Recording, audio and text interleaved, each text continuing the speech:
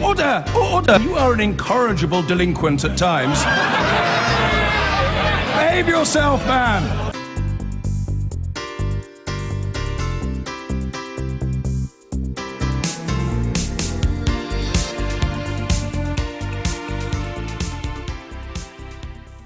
Be allowed to criticise the views of top politicians.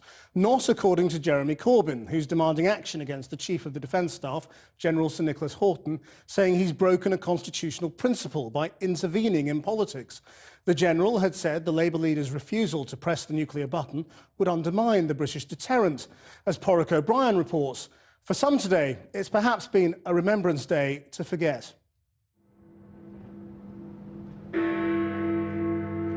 Remembrance Sunday. A nation reflects on service, on sacrifice, in silence.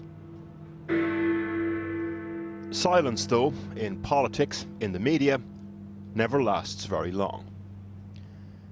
Earlier in the day, the head of the armed forces was asked about Jeremy Corbyn's stated objection to ever using a nuclear weapon. It would worry me if that thought was translated into power, as it were, because... So if he wins, he's a problem? Well, there's a couple of hurdles to cross before we get to that.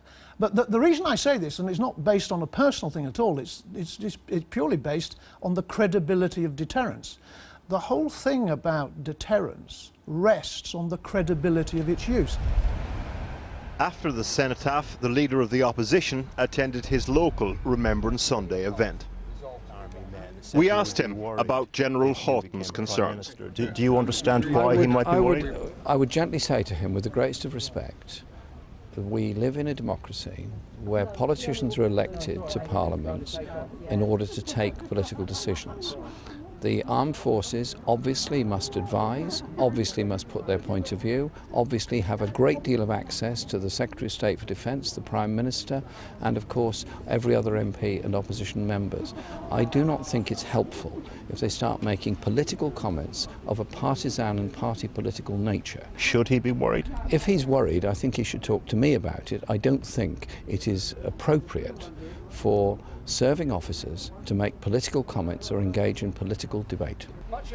In fairness to General Horton, his comments were perhaps more nuanced. In fairness to Jeremy Corbyn, senior military personnel rowing into public debate like this can be fraught. It might have ended there for the leader of the opposition, except for the fact that earlier his pro-Trident Shadow Defence Secretary had sided with the General. He clearly does believe that deterrence works. He said that in terms. So do I, as it happens. And I don't think there's anything wrong with him expressing himself in those terms. And then there was more. 2 months into the job now, how many times have Maria Eagle and Jeremy Corbyn met to discuss Trident? I have a meeting in the diary, but I haven't met him yet to discuss that aspect of our review. Are you surprised by that? Well, I'm not. I'm pretty relaxed about it. We are in opposition for 5 years. This has got to be a serious, meaningful review.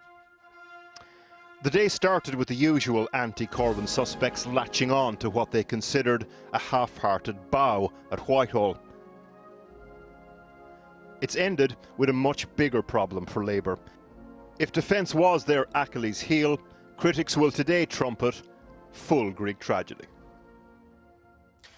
Well, we're joined from Lancaster now by the Labour MP John Woodcock, who's chair of the party's Backbench Defence Committee and represents the constituency of Barrow-in-Furness, where the Trident submarines were built. And with me in the studio, the columnist and author Owen Jones. Owen Jones, doctors criticise health policy, teachers criticise education. What's wrong with the General wading into defence? Well, first off, this isn't about whether you support Jeremy Corbyn or not. Just want to make this clear. It's not about whether Trident or nuclear weapons are a good thing or a bad thing. It's not even about left or right. And I note the Conservative writer Tim Montgomery today said he agreed with the General, but didn't think a serving soldier should make these comments.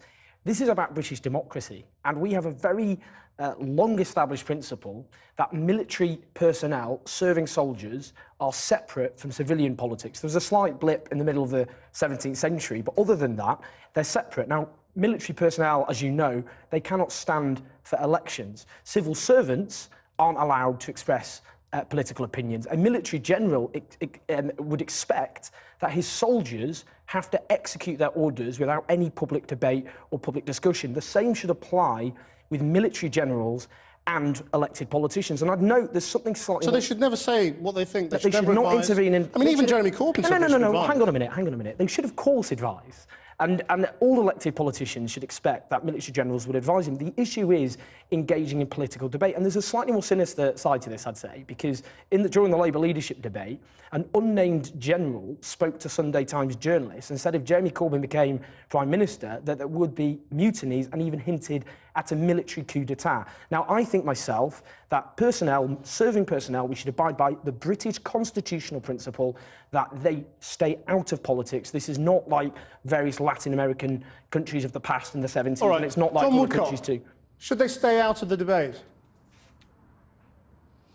Well, I think the last example that Owen cited, the unnamed source, did clearly overstep the mark. But I think people are in danger of getting way too wound up about what I think was just a statement of the obvious from the Chief of Defence Staff this morning. He was commenting on a military matter, and it is obvious that if you have a nuclear deterrent which you promised to use, it is not much good as a deterrent. It didn't seem to strike me as particularly controversial. And I just say to any supporters of CND, of whom amongst, of course, Jeremy and Owen count themselves, that they can't have it both ways. They trumpet whenever, on the rare occasions when members of the armed forces have expressed doubts about deterrent renewal. And in fact, I think Jeremy Corbyn himself signed an early day motion in the House of Commons, which, in his words, applauded the forthright views of a general who'd expressed doubts about deterrence. So